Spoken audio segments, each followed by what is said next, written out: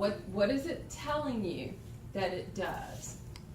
Regulates the interaction between active sites. Regulates the interaction for those active sites. So if I have my actin, and this is my active site, okay? The rope runs like that, and it's blocking my active site.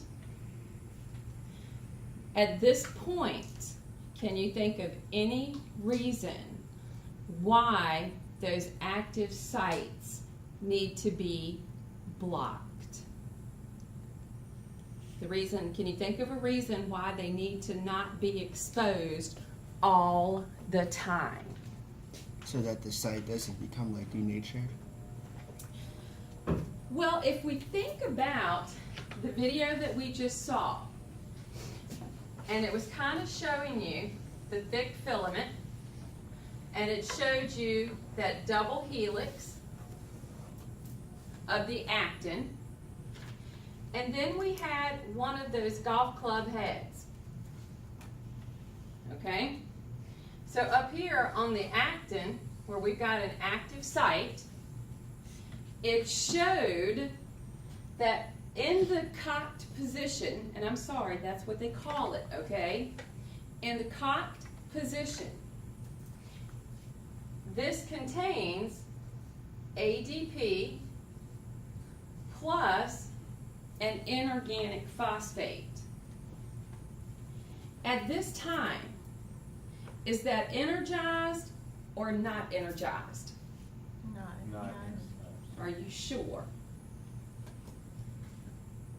Because any time we break the ATP to ADP and an inorganic phosphate, hasn't the energy been transferred because of the inorganic phosphate? So this head, if that active site becomes available, what did it show this myosin head do to that active site? It attached.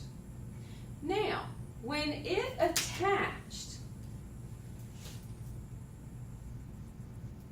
okay, what had to now, because this energy was now transferred, what now had to come in to make it release? Because the ADP and the inorganic phosphate got released, what molecule had to come in to make it release from that active site? ATP. So the ATP came in, and that head released, and then what did you see happen to the ATP? Split. It split and went back to that. Does everybody remember that now from the little video? That took energy. Yes? Think about the structure that you just saw. All of these little golf club looking things. Think about how many of these little myosin heads, if the troponin-tropomyosin complex lets those active sites become available, imagine how many of those heads could attach to active sites on actin. And for every single one of them that attaches, it requires an ATP for release.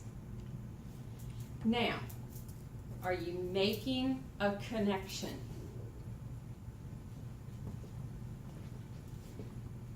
Come on, you guys. Put your critical thinking hats on. Just on energy alone, just on ATP, It will require a lot of energy. it would require a lot of energy. Do you have any idea how many ATPs would be required for, say, a mountain biker on a run? 10,000 ATPs per cell in his lower leg, for example, per second.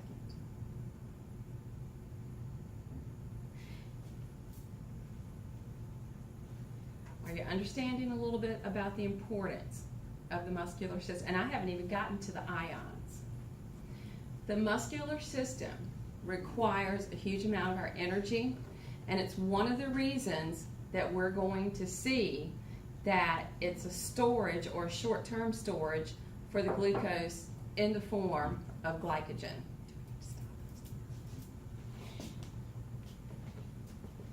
So,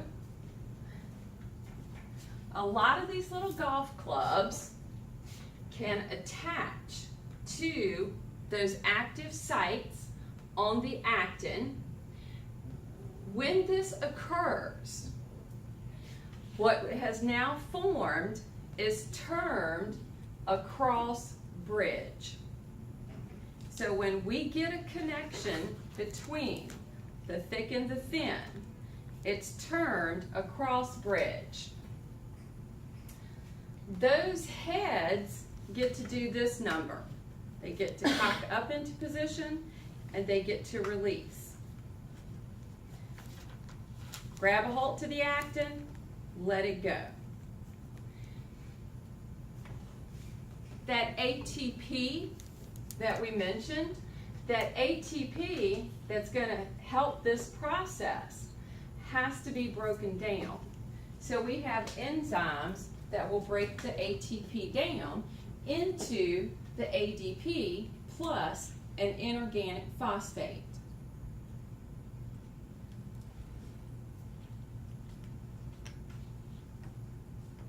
Because we need to make sure that that's taking place. The other thing that's pretty important is making sure that head releases when it needs to. So the cross bridge will form if the active site is available. If ATP is available. Note my terminology. Say it again. The cross bridges will form if active sites are available and if energy is available.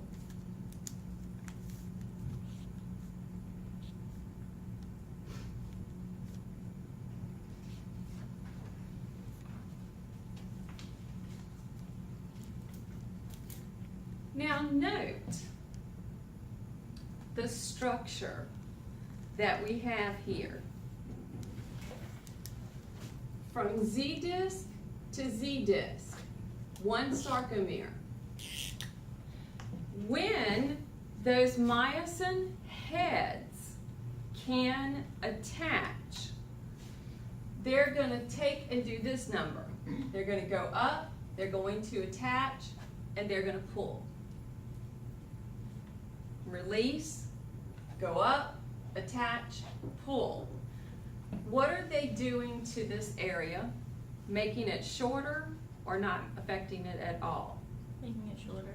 They're making it shorter. What does it mean to a muscle when we say a muscle is contracted? Has the muscle got shorter in length or longer? Shorter. So if we can have that one sarcomere, and then this sarcomere, and this sarcomere, and this sarcomere, and this sarcomere. Is everybody following me? If we can get them to do that in succession, we've shortened the muscle. And we've had contraction. Yes, no, maybe. Now, I wish it were that easy. But you've got the general idea now, right?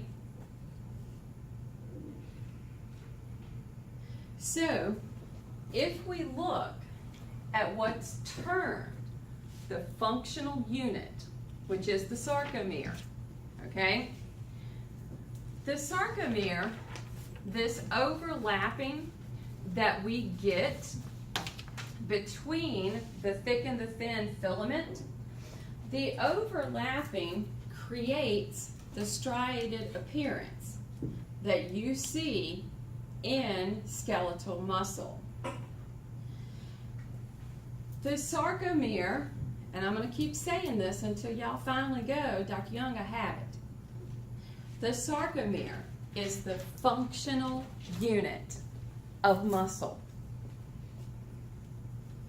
Okay, I don't hear it yet. It goes from Z disc to Z disc. Now, in that Z disc, there are areas that are labeled. We're going to see that on that striated appearance, when you get a labeling of a sarcomere, it has an I band, an A band, an H zone, and an M line. M line, pretty easy, middle, pretty much straight down through the middle of the sarcomere. In the H zone, we don't have any overlapping. The A band is the thick filament. The I band is what we're going to see from the Z disc to the end of a thick filament. Okay, that little area, boom, boom.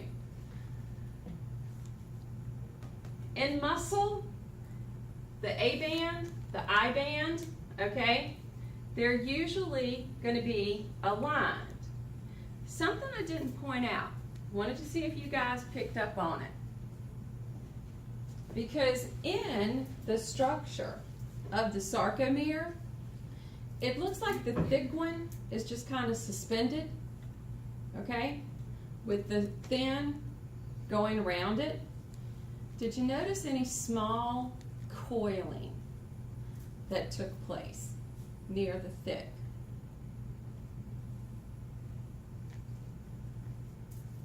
That's going to be tighten. What's it letting you know that it is? Elastic. It's letting you know it's an elastic fiber. What does that tell you about the muscle structure? Because if the muscle does this, we have to have it recoil, right? That little filament right there is going to help the muscle do it. It helps to make the muscle have some elasticity.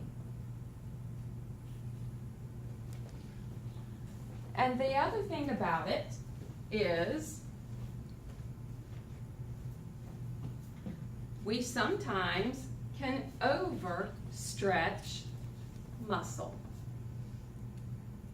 So if we begin to look, remember how I said if we were looking at the thick, it would be surrounded by a thin, thin, thin, thin, thin, okay? And then the other end is the same way, thick surrounded by thin, thin, thin, thin, thin. Note the number of golf clubs that are going to have access. Well, hey, they look like golf balls, okay?